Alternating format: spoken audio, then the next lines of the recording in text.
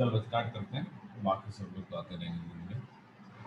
तो अब हम लोग को यहाँ पे कुछ वो वाला पार्ट पढ़ना है जो कि अपने एनसीईआरटी वगैरह में नहीं दे रखा है।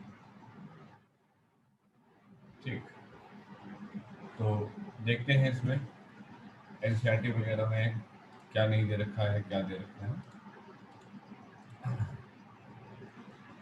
तो सबसे पहले इसमें मेरे को जो पढ़ाना है पॉइंट पार्ट वो है इलेक्ट्रिक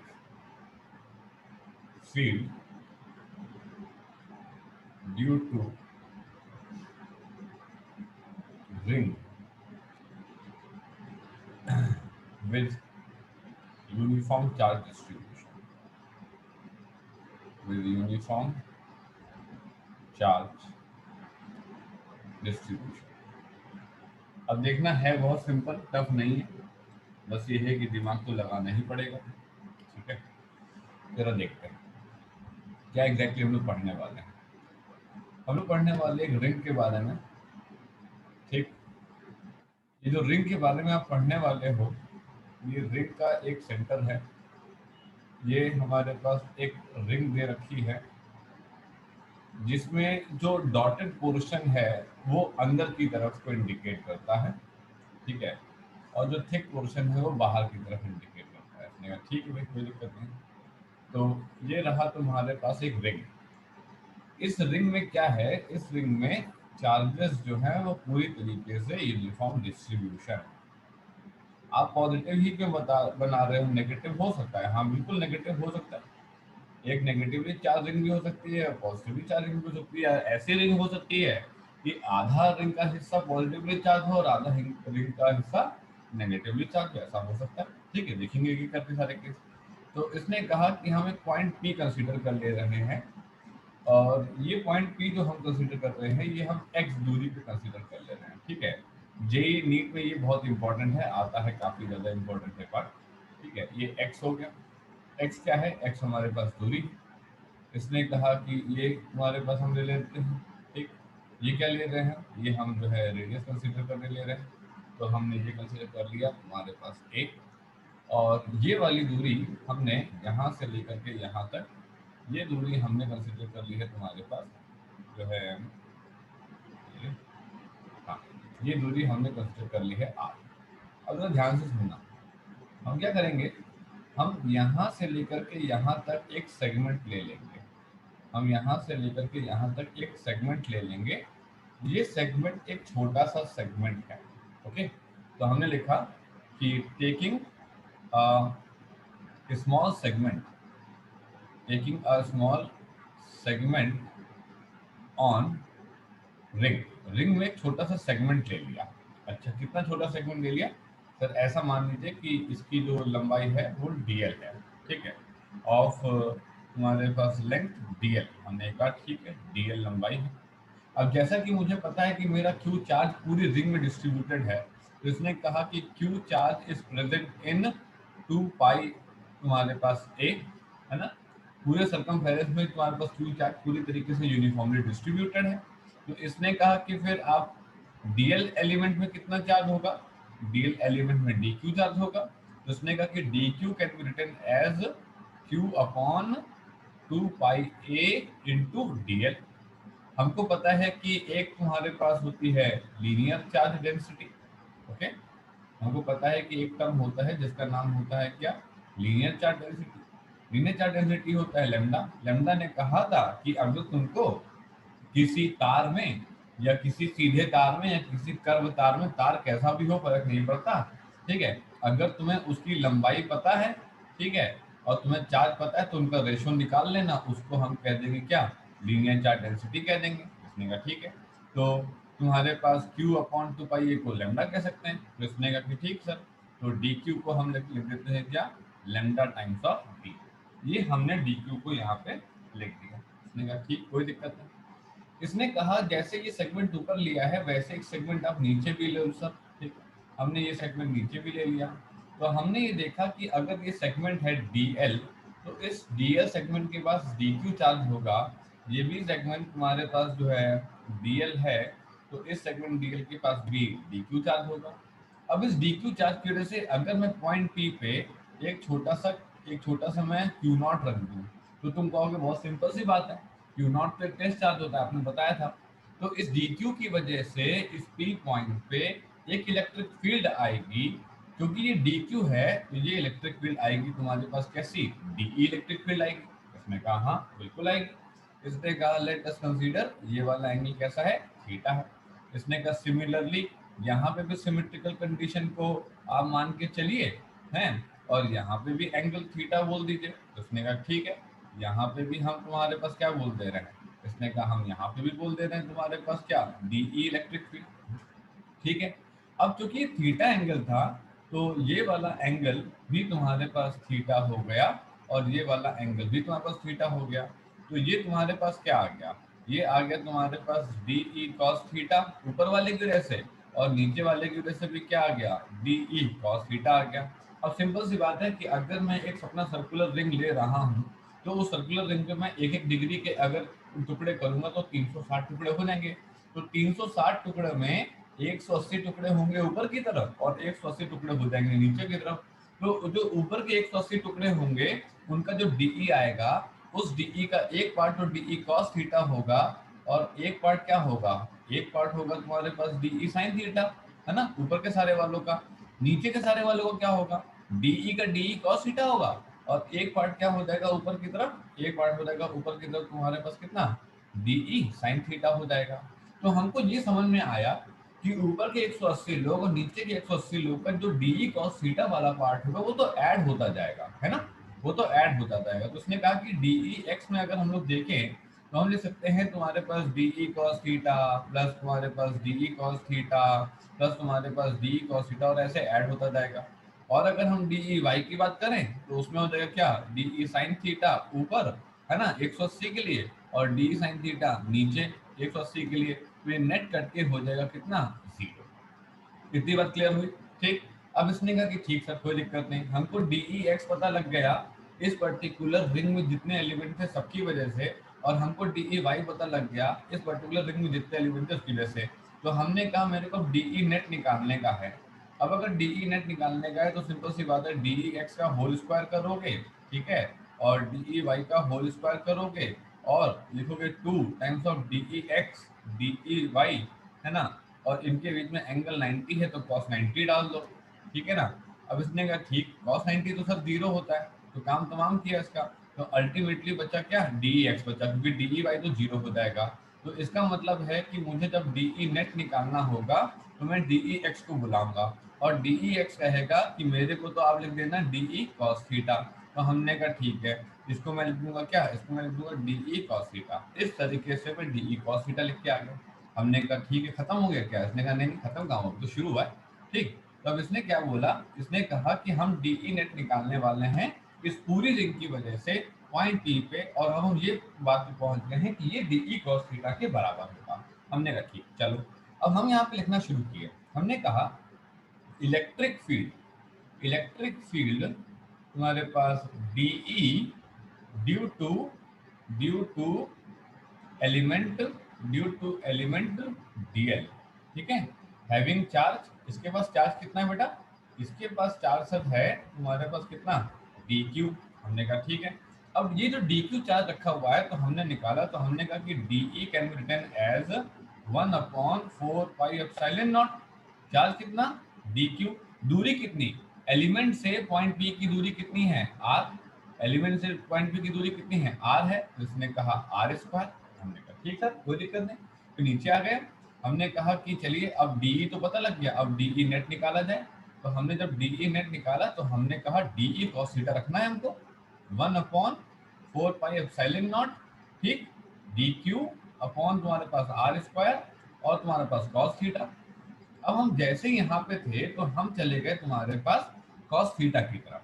अब कॉस थीटा की सुनना क्या बोल रहा है, कॉस थीटा ने कहा हम तो होते हैं भैया, कॉस थीटा ने कहा हम तो होते हैं भैया base upon perpendicular upon hypotenuse, base upon तुम्हारे पास जो है हाइपोटेन्यूज होते हैं। तो बेस अपॉन हाइपोटेन्यूज के हिसाब से ये x हो गया, ये r हो गया। तो कॉस थीटा की वैल्यू हो गई कितनी, x अपॉन r हो गई। हमने यहाँ पे पुट करा, तो जैसे हमने यहाँ पे पुट करा तो हमको पता लगा कि 1/4 पाई एप्सिलॉन नॉट, ये हो गया डी क्यू कॉस थीटा की वैल्यू x/r, और ये नीचे आर स्क्वायर। तो हम लिख गए 1/4 pi epsilon not D Q into x upon हमारे पास कितना आर क्यू। हमने कहा ठीक है। अब जैसे ही हमने कहा कि ये तुम्हारे पास एन पॉइंट ले लेते हैं ओ और P in triangle N O P, in triangle NOP की अगर हम लोग बात करें तो हमको साफ साफ पता है कि ये वाला एंगल तो अपना 90 डिग्री है। अगर ये वाला एंगल अपना 90 डिग्री है तो वी कैन सिंपली राइट कि R square is equals to A square plus हमारे पास X square. So R can be written as A square plus X square की पावर कितना 1/2। हमने कहा ठीक है। तो हम यहाँ पे लिख लिए क्या 1/4 पाई एप्सिलॉन नॉट। ओके, ये हो गया डी क्यू, ये हो गया एक्स अपॉन ये हो गया तुम्हारे पास A square plus X square.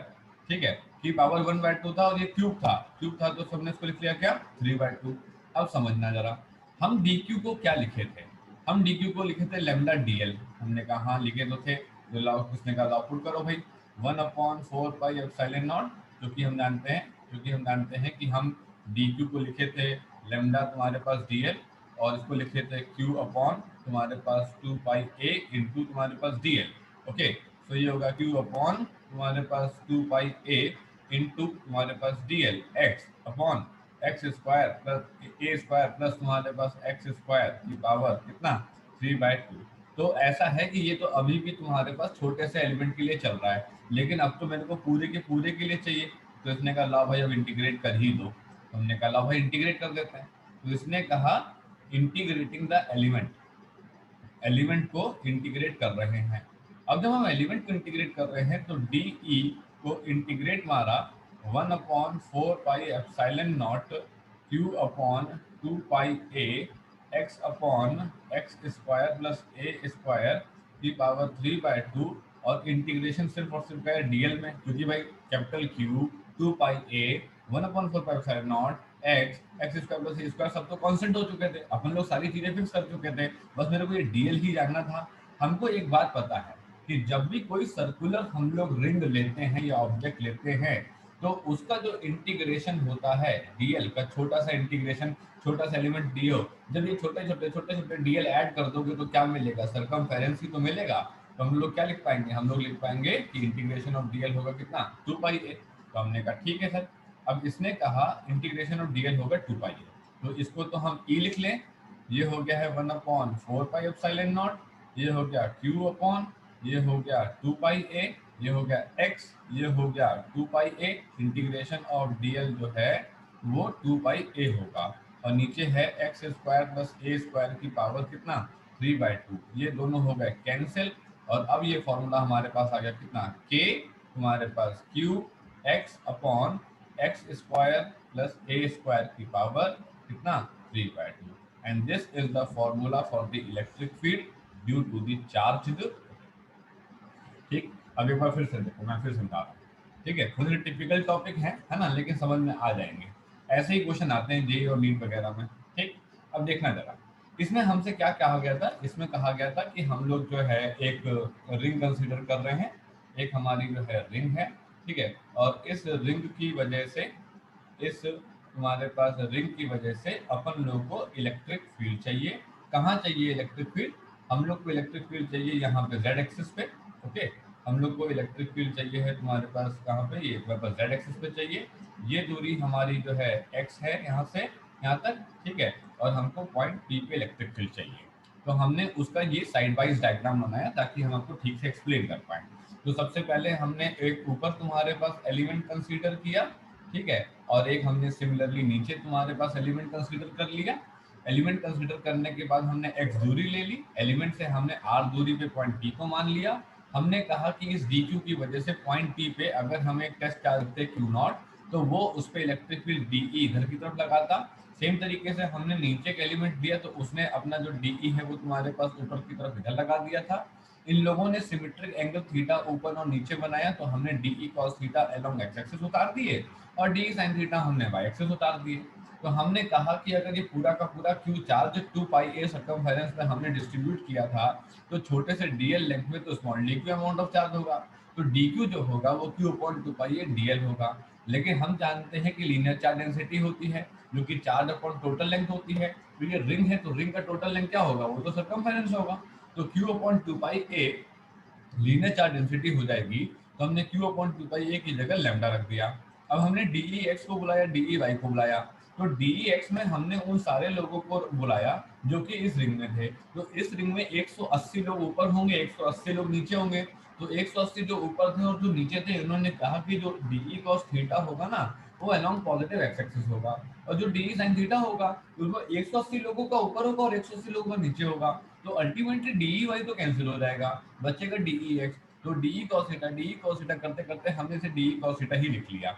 फिर हमने कहा डीई नेट पे लेकर के आओ। डीई नेट पे हमको चाहिए था इस पी पॉइंट पे नेट इलेक्ट्रिक फील्ड। तो हमको पता था कि अगर पी पॉइंट पे देखा जाए तो इधर तुम्हारे पास डीई एक्स वाले रिप्रेजेंट करेंगे और इधर तुम्हारे पास डीई वाई वाले रिप्रेजेंट करेंगे। और इनके बीच का एंगल कितना होगा, 90। लेकिन पता चला कि डीई वाई तो था ही नहीं। अब डीई वाई नहीं था तो हमें डीई एक्स लिखना पड़ा। तो डीई नेट की वैल्यू होगी कितना, DE cos theta. Cos theta की वैल्यू होती है बेस अपॉन हाइपोटेन्यूज। तो हमने यहाँ पे लिखा base upon hypotenuse. Base upon hypotenuse की वैल्यू लिखी हमने एक्स अपॉन आर। आर को हमने पाइथागोरस थ्योरम से लगा निकाला। वो वैल्यू आ गई कितनी, x square plus A square की पावर 1/2। तो हमने क्या किया, कॉस थीटा की जगह एक्स अपॉन आर कर लिया और हमने डी का फॉर्मूला लिखा। हमने कहा कि अगर ये डी क्यू चार्ज है, उसकी आर दूरी है पॉइंट पी से, तो डी का फॉर्मूला बनेगा 1/4 D Q upon R square. तो डी नेट का formula 1/4 D Q upon R square. Cos theta रखा हमने, कॉस थीटा की जगह एक्स अपन आर रखा। फिर आर का आर क्यूब कर लिया और हमने आर की वैल्यू पुट कर दी। फिर हमने कहा हम तो छोटे एलिमेंट के लिए निकालना है, हमें तो पूरे के लिए चाहिए। जब पूरे के लिए चाहिए तो हमने इंटीग्रेट मारा। डीएल का इंटीग्रेशन होता है अपना 2 पाई ए, मल्टीप्लाई किया और ये हमारा आ गया यहाँ पे आंसर। आया सभी लोग को समझ में, इलेक्ट्रिक फील्ड एक रिंग के लिए कैसे निकालेंगे। ठीक है, ये बहुत कॉमन क्वेश्चन है, जेई वगैरह में, नीट वगैरह में बहुत क्वेश्चन कॉमन है। बोर्ड में नहीं आता क्योंकि बोर्ड के सिलेबस में नहीं है, बोर्ड में नहीं आता है। ठीक है ना। तो इस तरीके से ये पर्टिकुलर क्वेश्चन यहाँ पे सॉल्व किया जाएगा। चलो अब बात करते हैं मुद्दे की। अब इसमें क्या हमसे और पूछा जाएगा, कैसे कैसे हमको सवाल हल करने होंगे। तो सवाल तो अभी बाद में आएंगे, पहले तो कुछ उनके पॉइंट आएंगे। तो सबसे पहले हम बात करते हैं जरा किसी पर्टिकुलर रिंग की। ओके, अब हमको ये तो पता लग गया है कि इलेक्ट्रिक फील्ड का फॉर्मूला क्या है, ये तो पता लग गया है। अब इस इलेक्ट्रिक फील्ड के फॉर्मूले से हमें कई सारी बातें समझनी होंगी यहाँ पे, और उनको ध्यान में भी रखनी होंगी, है ना, तभी तो कर पाएंगे हम लोग। इसने कहा कि ये दूरी क्या थी सर, ये दूरी बेटा एक्स थी। ठीक है, और ये तुम्हारे पास क्या था, ये सर रिंग था। इस रिंग में क्या था, इस रिंग में चार्ज थे सर। कैसे चार्ज थे, पॉजिटिवली चार्ज थे। क्या ये रिंग नेगेटिवली चार्ज हो सकती थी, हाँ सर बिल्कुल हो सकती थी। तो इसने कहा कि अगर ई वेक्टर की बात करें तो ई वेक्टर तुम्हारे पास इधर की तरफ आएगा। तो अगर हम वेक्टर के फॉर्म में लिखते तो क्या लिखते हैं, के Q X upon X square plus तुम्हारे पास ए स्क्वायर की पावर 3/2, और ये तुम्हारे पास हो जाता है आई कैप। आई कैप का मतलब पॉजिटिव एक्स एक्सिस। इसने कहा ठीक है। इसने कहा मान लो कि अगर एक्स तुम्हारे पास जीरो हो जाए, एक्स जीरो हो जाएगा मतलब समझना क्या बोल रहा है। इसका मतलब ये हुआ कि ये जो पर्टिकुलर तुम्हारे पास रिंग है, ओके, ये जो पर्टिकुलर तुम्हारे पास रिंग है, अभी तक हम लोग क्या देख रहे थे, अभी तक हम लोग ये कह रहे थे कि ये तुम्हारे पास यहाँ पे क्या नाम है, जेड एक्सिस है। ठीक है, और ये पॉइंट पी यहाँ पे है। ठीक है, और ये हम लोग एक्स दूरी ले रहे थे, ये हमारा ओ था। और ये हमारी क्या थी, ये हमारी जो है चार्ज रिंग थी पूरी की पूरी। ठीक है, इस रिंग में पूरा पूरा चार्ज है। मैंने x इक्वल टू 0 कर दिया। Point P has brought point P has been brought to point P has been brought to centre. Centre पे ले आए, पॉइंट P को सेंटर पे लेकर के आ गए। अब सिंपल सी बात है, अगर मैं E के फॉर्मूले में x 0 रखूंगा तो E की वैल्यू कितनी हो जाएगी, E की वैल्यू 0 हो जाएगी। इसका मतलब क्या हुआ, इसका क्या मतलब हुआ, इलेक्ट्रिक फील्ड 0 कैसे हो गया, अभी तो फॉर्मूला निकाला था आपने। अब जरा खुद सोचो, मान लो कि ये अपना पॉइंट P है। ठीक है, ये पॉइंट P आ गया अपना। एक ये वाला एलिमेंट रहा होगा, एक ये वाला एलिमेंट रहा होगा, एक ये एलिमेंट रहा होगा और एक ये एलिमेंट रहा होगा। ऐसे तो बहुत सारे एलिमेंट होंगे, आप सारे तो बनाओगे नहीं, नहीं सारे नहीं बनाऊंगा मैं। तो मैंने क्या बताया, मैंने कहा कि ये वाला जो एलिमेंट है, इसकी वजह से इलेक्ट्रिक फील्ड इधर की तरफ, ये वाला जो एलिमेंट है इसकी वजह से इलेक्ट्रिक फील्ड इधर की तरफ, ये वाले एलिमेंट की वजह से इलेक्ट्रिक फील्ड इधर की तरफ, और ये वाले एलिमेंट की वजह से इलेक्ट्रिक फील्ड इधर की तरफ। तो नेट इलेक्ट्रिक फील्ड क्या हो गई, नेट इलेक्ट्रिक फील्ड 0 हो गई। इसका मतलब ये हुआ कि एक तुम्हारे पास electric field is 0 at the centre of charge ring. किसी भी चार्ज रिंग के सेंटर पे हमेशा इलेक्ट्रिक फील्ड कैसी होती है, जीरो होती है। तो ध्यान देना, किसी भी चार्ज रिंग के, किसी भी चार्ज रिंग के तुम्हारे सेंटर पे हमेशा इलेक्ट्रिक फील्ड तुम्हारी कैसी होती है बेटा, इलेक्ट्रिक फील्ड हमेशा तुम्हारे पास जीरो होती है। अब मुद्दा ये है कि सर एक बात ये है कि ये चार्ज क्या बिल्कुल यूनिफॉर्मली डिस्ट्रीब्यूटेड है? ऐसा तो नहीं है एक जगह बहुत सारे हों एक जगह कम हो, नहीं। अभी आपके सिलेबस में वेरिंग चार्ज डिस्ट्रीब्यूशन का तो पार्ट जेई में तो नहीं है, ठीक है। अगर मुझे कोई क्वेश्चन मिल गया, नहीं तो कोई क्वेश्चन मिल गया तो मैं करा दूंगा, वैसे तो नहीं, ठीक है। अच्छा, तो अभी के लिए मान के चलना कि जो क्या नाम है चार्ज डिस्ट्रीब्यूशन है वो पूरी तरीके से यूनिफॉर्म चार्ज डिस्ट्रीब्यूशन है, क्योंकि अगर यूनिफॉर्म चार्ज डिस्ट्रीब्यूशन नहीं होता है तो जो आपका एक्सप्रेशन है वो और चेंज होगा और कॉम्प्लेक्स हो जाएगा, ठीक। अच्छा, अब एक और बात समझते हैं। अब मान लो सर कि इफ तुम्हारे पास एक्स जो है वो बहुत बहुत बहुत बहुत ज़्यादा तुम्हारे पास रेडियस से ज़्यादा हो जाए, इसका मतलब क्या हुआ? इसका मतलब ये हो गया, इट्स जस्ट लाइक कि मान लो मैं रोड पे जा रहा था, ठीक है। मुझे ये कोई पर्टिकुलर घर दिख रहा था, मैं दूर जा रहा हूँ, दूर जा रहा हूँ, दूर जा रहा हूँ, दूर जाता ही चला जा रहा हूँ, जाते चला जा रहा हूँ। एक समय बाद ये पर्टिकुलर घर मेरे को डॉट की तरीके से दिखाई देने हो जाएगा, है ना। सिंपल सी बात है कि मैं तुम्हारे पास ये पर्टिकुलर रिंग रखा हुआ था, ठीक है। अब ये पर्टिकुलर रिंग में मैं तुम्हारे पास यहाँ पे कंसीडर किया, तो मैंने कहा कि इस पर्टिकुलर रिंग में मैं यहाँ से शुरुआत किया था, मैं जा रहा हूँ, दूर जा रहा हूँ, दूर जा रहा हूँ, दूर दूर दूर दूर दूर, इतना दूर चला गया मैं। अब यार अगर मैं इतना दूर चला जाऊंगा, ये तो यार तुम्हारे पास रेडियस से बहुत ज्यादा हो गया, ठीक। तो इसने कहा इसका मतलब एक्स स्क्वायर भी तुम्हारे पास ए स्क्वायर से बहुत ज्यादा होगी। इसने कहा अगर इतना ही ज्यादा हो गए तो ए स्क्वायर तुम्हारे पास क्या हो जाएगा, अप्रोक्सीमेटली इक्वल टू जीरो हो जाएगा। तो इलेक्ट्रिक फील्ड के फॉर्मूले में जब पुट करने गए तो के क्यू तुम्हारे पास एक्स अपॉन तुम्हारे पास X square plus A square की पावर 3/2 में जो अपना ए था इसको अपन लोग जीरो पुट कर दिए, ठीक है। जीरो पुट कर दिए तो ये आएगा के क्यू एक्स अपॉन नीचे बचा एक्स स्क्वायर प्लस जीरो मतलब एक्स स्क्वायर की पावर तुम्हारे पास कितना, एक्स स्क्वायर की पावर 3/2, 2 से 2 कैंसिल हुआ तो ये हो गया के क्यू एक्स अपॉन तुम्हारे पास एक्स क्यूब। अब ये कट गया तो ये कितना बचा, एक्स स्क्वायर। अब कोई कहेगा ये काहे का फॉर्मूला है, यार ये फॉर्मूला तो तुमको पता है, ये फॉर्मूला तो तुमको पता है, ये तो पॉइंट चार्ज का फॉर्मूला है। तुम कहोगे ये क्या हो गया, ये पॉइंट चार्ज कैसे बन गया? अभी तो तुमको बताया, तुम दूर जा रहे थे, दूर जा रहे थे, दूर इतने दूर चले गए, इतने दूर चले गए कि तुमको जो ये घर था जो कि अभी बहुत बड़ा दिख रहा था और तुमको चींटी जैसा दिखने लग गया। तो this will be treated as point charge only. ये पॉइंट चार्ज की तरह दिखना शुरू हो जाएगा। और अगर पॉइंट चार्ज की तरह दिखना शुरू होगा तो भैया इलेक्ट्रिक फील्ड का फॉर्मूला तो यही होता है ना पॉइंट चार्ज के लिए। इसलिए अगर हमारा एक्स बहुत ज्यादा दूर हो जाएगा तो हमारा इलेक्ट्रिक फील्ड का फॉर्मूला ये बनेगा। अब इसने कहा एक और बात है मन में सर, एक और बात यह है कि मान लो एक्स टेंडिंग टू इन्फिनिटी हो गया, अब बोलो अब भी क्या पॉइंट चार्ज दिखाओगे क्या? नहीं नहीं, आप कैसे दिखा सकते हैं? अब भैया अगर एक्स टेंडिंग टू इन्फिनिटी हो गया तो ई टेंडिंग टू कितना हो जाएगा, जीरो हो जाएगा। इसका मतलब है कि ठीक सर, बात समझ में आई।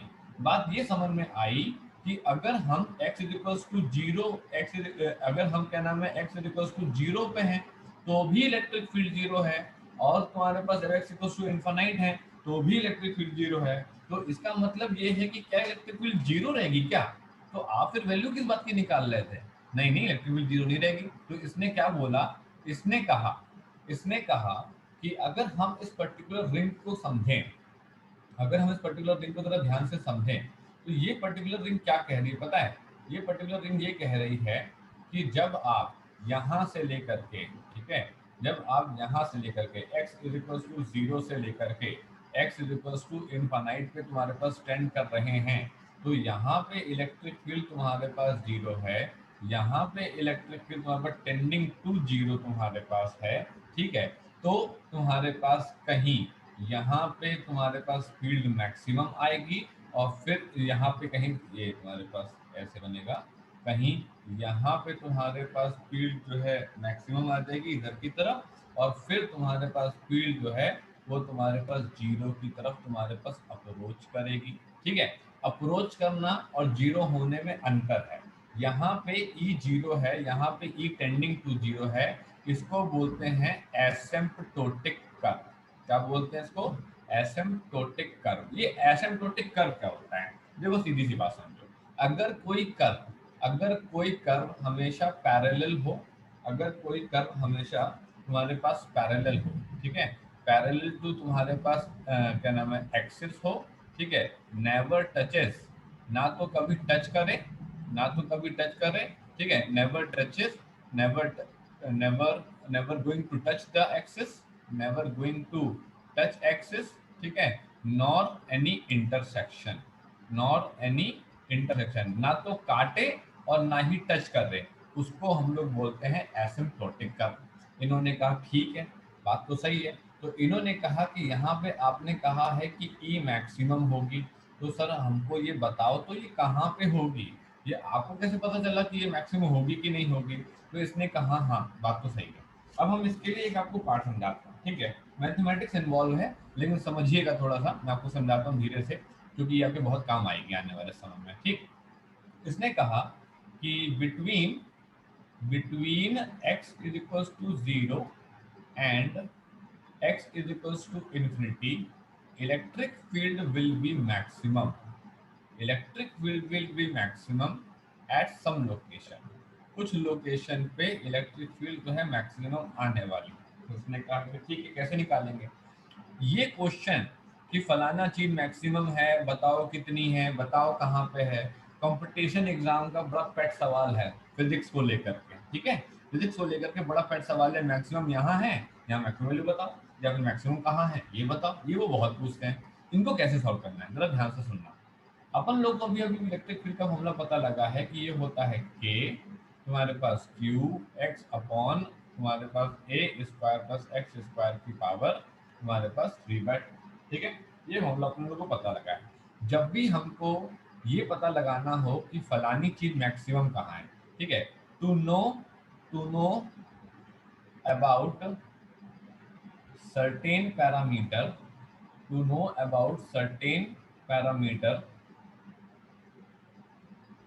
where it is maximum, कि ये कहाँ पे मैक्सिमम है, ये कोई भी फिजिकल क्वांटिटी हो सकती है, और हमसे पूछा जा सकता है कि ये पर्टिकुलर क्वांटिटी कहाँ मैक्सिमम है, तो तुम क्या करोगे, ठीक है, we will differentiate it, we will we we will differentiate it, ठीक, with respect to variable parameter. क्या मतलब इस बात का, बस समझाता हूँ मैं भी, देखो, with respect to variable parameter, इस पर्टिकुलर फॉर्मूले में कौन कौन है एक एक को बुलाओ। इसने कहा सर के है, हाँ ठीक, क्यू है, ठीक है, ए है, ठीक है, एक्स है, ठीक है, के तो बेटा 1/4 पहले नॉट होता है ना, ये तो कांस्टेंट है, इससे क्या मतलब है, क्यू चार्ज है, रिंग में दे दिया मैंने, 55 कूलम चार्ज देना था, 60 कूलम चार्ज देना था, दे दिया मैंने, बस ठीक, अब तू सवाल करो, ठीक भैया, ये तो कांस्टेंट हो गया, ये तो वैरी नहीं होगा, रिंग बन गई है, वो तो रेडियस है ये, है ना, ये तो कांस्टेंट होगा, ये वेरी नहीं होगा। अब कौन फंसा, एक्स फंसा, एक्स ने कहा क्या मैं वेरिएबल हूँ क्या, और मेरा वेरिएबल होने का क्या मतलब हुआ, अरे सिंपल सी बात है, आप ही तो हैं वेरिएबल, आपकी वैल्यू एक्स इक्वल्स टू 0 से, है ना, 5 10 15 25 30 35 इनफाइनाइट होती जा रही है, तो आप ही तो हैं लगातार जो चेंज हो रहे हैं, ठीक है। तो इन्होंने कहा ये तुम्हारे पास एक वेरिएबल पैरामीटर है। Who is the variable parameter, variable parameter वो जो उस फलानी इक्वेशन में वेरी कर सकता हो, उसको बोलते हैं वेरिएबल पैरामीटर, ओके, ठीक है सर। अब इसने कहा करोगे क्या, कुछ नहीं करेंगे सर, डिफरेंशिएट मानेंगे, किसके रिस्पेक्ट में डिफरेंशिएट मानेंगे, वेरिएबल पैरामीटर के रिस्पेक्ट में, तो D E upon D x. Differentiation का नियम समझ लीजिए, जब अपन लोग किसी चीज को डिफरेंशिएट मारते हैं तो किसी रिस्पेक्ट में मारते हैं, जब किसी के रिस्पेक्ट में मारते हैं तो वो बंदा हमेशा वेरिएबल पैरामीटर होना चाहिए। उसके अलावा और जो लोग होंगे, उसके अलावा और जो लोग फॉर्मूले में होंगे वो कांस्टेंट लोग होंगे, वो वेरिएबल पैरामीटर नहीं होंगे, बात का ध्यान रखना, क्योंकि डिफरेंशिएट तुमको बहुत बार मानना पड़ेगा फिजिक्स में, ठीक है, तो ध्यान रखना, you are always going to differentiate with respect to the variable parameter, okay, and all the other remaining people are constant, वो सब लोग constant होने वाले हैं। उसने कहा ठीक है सर कोई दिक्कत नहीं, इसने कहा कि d बाय तुम्हारे पास dx of k q x upon a square plus तुम्हारे पास x स्क्वायर की पावर कितना 3/2। हमने कहा ठीक है, कौन कौन कांस्टेंट है, k कांस्टेंट है, q कांस्टेंट है, ठीक है, a भी कांस्टेंट है, पर ए अभी बाहर निकल नहीं सकता। क्यों?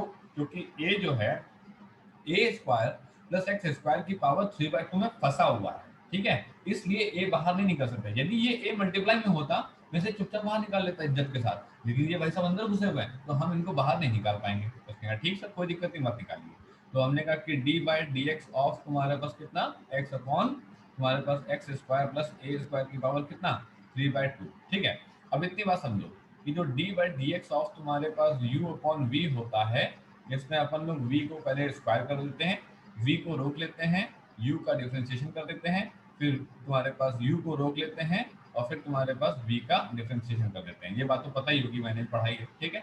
अब देखो, अब ये हो गया k तुम्हारे पास q, अब हमने उठाकर कर दिया इसका X square plus A square की पावर 3/2 का तुम्हारे पास क्या whole square, okay, X square plus A square की पावर तुम्हारे पास 3/2, ठीक है। और हमें डिफरेंशिएशन करना है x का, तो हमने ऐसे लिखा x और ये डैश लगा दिया, इसको बोलते हैं डिफरेंशिएशन के नाम में सिंबल, ठीक है। Whenever you have a problem कि हम डी बाई डी एक्स नहीं लिख सकते हैं, आप कुछ ना करो, आप उठा करके ऐसे डैश मार दो, ठीक। अच्छा, फिर यहाँ पे x को रोका, फिर हमने लिखा एक्स स्क्वायर प्लस तुम्हारे पास ए स्क्वायर की पावर तुम्हारे पास 3/2 और इसका तुम्हारे पास डैश, डैश का मतलब है डिफरेंशिएशन। सिंगल डैश लगाओगे मतलब सिंगल डिफरेंशिएशन, डबल डैश लगाओगे मतलब डबल डिफरेंशिएशन। डबल डैश लगाने की तुम्हें नौबत नहीं आएगी, एटलीस्ट फिजिक्स में तो नहीं आएगी, मैथ्स में तो आएगी आएगी, है ना, तो वहां पे सर आपको सिखाएंगे आराम से। अब देखो, ये हो गया तुम्हारे पास के, ये हो गया तुम्हारे पास क्यू। अब जरा देखते हैं भैया, x square plus A square की पावर 3/2। अच्छा, डी, ये जो D by D x of x, D by D x of x कितना होगा, सिंपल सा है तो पता है तुमको, D by D x of x होगा कितना, 1, तो ये हो गया 1 माइनस एक्स, ठीक। D by D x of तुम्हारे पास कितना, तुम्हारे पास एक्स स्क्वायर प्लस तुम्हारे पास ए स्क्वायर की पावर 3/2, ठीक है। इसको कैसे समझेंगे आप, इसको आप ऐसे समझेंगे, हमने क्या लिखा, हमने ऐसे लिखा है जैसे एक्स स्क्वायर प्लस तुम्हारे पास 8 की पावर 3/2, ठीक है। हमको पता है कि जब हम x की पावर n का फॉर्मूला लिखते हैं तो हम लिखते हैं nx n-1, ठीक है, ये लिखते हैं। तो इसने का यहाँ पे क्या लिखेंगे, लिखेंगे 3/2 तुम्हारे पास एक्स स्क्वायर प्लस 8 की जगह ए स्क्वायर अपना, ठीक है। हमने 8 को लिखा, हमने आपको ये बताने के लिखा कि ए स्क्वायर का कांस्टेंट मानो, कोई भी नंबर मान लेना अगर तुम्हें कोई दिक्कत हो, ठीक। तो x square plus A square की पावर 3/2 माइनस 1, फिर अब क्योंकि ये x तो है नहीं, ये तो x square x cube x की पावर 7 एक्स स्क्वायर 8 कुछ भी हो सकता था। अगर x नहीं है तो तुमको दोबारा डिफरेंशिएशन मारना पड़ेगा किसका, x square plus A square का, इसी को बोलते हैं चेन रूल, ठीक। अब इसने कहा कि 3/2 तुम्हारे पास X square plus A square की पावर 3/2 माइनस 1 कितना हो गया, 1/2, D by D x of x square plus A square, x square का डिफरेंशिएशन कितना होगा 2x और ए स्क्वायर का डिफरेंशिएशन कितना होगा 0, तो ये आ गया 3/2 into 2x into X square plus A square की पावर 1/2। आई बात समझ में, ये हमारे पास आ गया, ये हट गया तुम्हारे पास, ठीक। अच्छा, यहाँ पे 2x भी था, ये तुम्हारे पास 2x था, ये यहाँ पे ठीक। चलो, अब ये हमको यहाँ पे क्या मिला, हमको मिला 3x एक्स स्क्वायर प्लस तुम्हारे पास ए स्क्वायर की पावर 1/2। चलो अब यहाँ पे लिख देते हैं, हमने यहाँ पे लिखा 3x तुम्हारे पास एक्स स्क्वायर प्लस तुम्हारे पास ए स्क्वायर की पावर 1/2। अब हमने यहाँ पे निकाला और ये तुम्हारे पास 2 से 2 कैंसिल हो गया होगा, तो हमने लिखा x square plus A square की पावर तुम्हारे पास कितना, 3। अब देखो, ऊपर है x square plus A square की पावर 3/2, ऊपर है x square plus A square की पावर 1/2, क्या कॉमन ले सकते हैं हम, इसने कहा 1/2 कॉमन ले सकते हो, छोटा ही वाला कॉमन ले सकते हो, तो x square plus A square की पावर 1/2 यहाँ लिखा, यहाँ पे क्या लिखा, x square plus A square, है ना, 1 ही बचा होगा, माइनस तुम्हारे पास 3x स्क्वायर अपॉन अपॉन तुम्हारे पास X square plus A square की पावर तुम्हारे पास कितना, 3।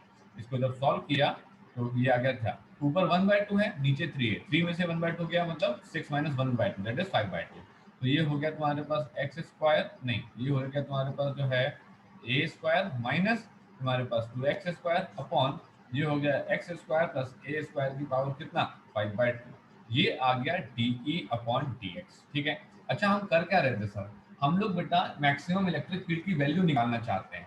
मैक्सिमम इलेक्ट्रिक फील्ड की वैल्यू निकालने के लिए हमको चाहिए है एक्स मैक्स की वैल्यू, एक्स मैक्स की वैल्यू निकालने के लिए ही हम डिफरेंशिएशन मार रहे हैं, तो इसने कहा ठीक है, for for value of x max, अगर मुझे एक्स मैक्स की वैल्यू निकालनी है तो मैं क्या करूंगा, मैं डी अपॉन डी एक्स को 0 कर दूंगा, ठीक। अब ये हो गया के क्यू तुम्हारे पास A square minus 2x² upon X square plus A square की पावर 5/2 इज इक्वल टू 0। तो ये हो गया के क्यू। अच्छा, अब ये तो तुम्हारे पास सीधे सीधे बचा क्या, a square is equal to 2x²। तो हमने कहा x square is equal to तुम्हारे पास a/2। हमने लिखा एक्स इज इक्वल ये ए स्क्वायर अपॉन 2। ये हो गया x is equal to plus minus A upon √2। तो दो वैल्यूज हमको मिली। एक वैल्यू हमको मिली है हमारे पास x is equal to plus a upon √2, ठीक है, और एक वैल्यू मिली है x is equal to minus A upon √2। तो इसने कहा कि कौन सी सही है कौन सी गलत है, इसने कहा दोनों सही है। क्यों दोनों सही है? तो इसने कहा देखो भाई सिंपल सी बात है, अगर तुम रिंग लोगे, है ना, अगर तुम रिंग लोगे तो अब ये रिंग का जो पार्ट तुम्हारे पास यहाँ पे है, ठीक है, इसमें तो पॉजिटिव चार्ज है पूरा का पूरा, है ना, तो तुम रिंग के राइट में भी खड़े हो सकते हो, तो तुम तो रिंग के लेफ्ट में भी खड़े हो सकते हो। इसने कहा हाँ हो तो सकते हैं। उसने कहा फिर क्या बात है, फिर तो हमने यहाँ पे इसको कंसीडर कर लिया। हमने कहा ये रही तुम्हारे पास x इज इक्वल टू 0, ठीक है। अब इसने कहा x is equal to minus A upon √2 और x is equal to plus तुम्हारे पास a अपॉन √2। ये वो दो लोकेशन है जहाँ पे मैक्सिमम इलेक्ट्रिक फील्ड आएगी। तो उसने कहा ठीक है, अगर मुझे मैक्सिमम इलेक्ट्रिक फील्ड निकालनी होगी तो मैं क्या करूंगा। इसने कहा ई मैक्स निकालना पड़ेगा एट मेरे को एक्स मैक्स पे। इसने कहा ठीक है। अब मेरे को ई मैक्स निकालना था तो मैं लेके गया के into Q into x upon तुम्हारे पास ए स्क्वायर प्लस तुम्हारे पास एक्स स्क्वायर की पावर 3/2। मैंने यहाँ पे एक्स मैक्स की वैल्यू पुट करी, ये भी एक्स मैक्स है और ये भी तुम्हारे पास एक्स मैक्स है, ठीक।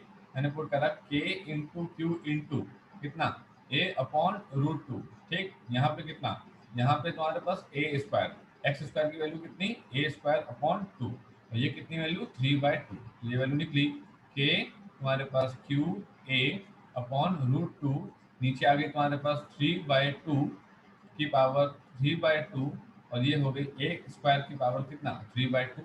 हमने सॉल्व किया के क्यू ए अपॉन √2, नीचे आ गई कितनी, नीचे आ गई तुम्हारे पास 3। अच्छा ये देखो जरा, 3/2 की पावर 3/2 को कैसे लिखेंगे, इसको ऐसे लिख सकते हैं 3/2 की पावर 1 और 3/2 की पावर तुम्हारे पास 1/2। इसको क्या लिख सकते हैं 3√3 लिख सकते हैं, 2√2 लिख सकते हैं, है ना।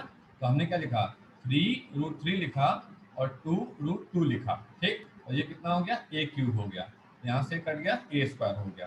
तो जैसे ही हमने इसको सॉल्व किया तो पता लगा √2 कैंसिल हो गया, 3 2 6 हो गया, तो के क्यूब अपॉन 3 2 6 √3 तुम्हारे पास ए स्क्वायर। ये वैल्यू आ गई तुम्हारे पास किसकी, ए मैक्सिमम। ये वैल्यू आ गई तुम्हारे पास किसकी, ए मैक्सिमम। अब इसने कहा सॉरी ई मैक्सिमम, ठीक है। अब इसने कहा कि ई मैक्सिमम की वैल्यू आ गई, ठीक है, ई मैक्सिमम की वैल्यू आ गई। अब क्या करें, इसने कहा कुछ ना करो, अब उठा करके बस तुम क्या नाम है इसको जो है लिख डालो। तो हमने यहाँ पे इसको लिख लिया, ठीक है।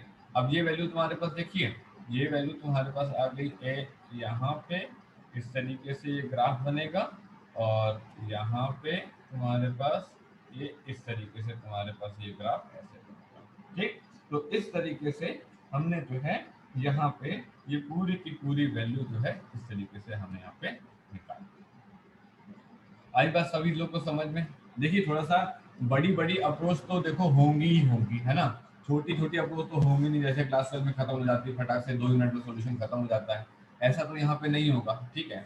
यहाँ पे आपको काफी कुछ जो है सीखना समझना पड़ेगा, तब जा करके आप यहाँ पे समझ पाओगे। ये 2 मेरे ख्याल से ऊपर होगा, ये 2 यहाँ पे होगा, ये हो जाएगा 3, ठीक है।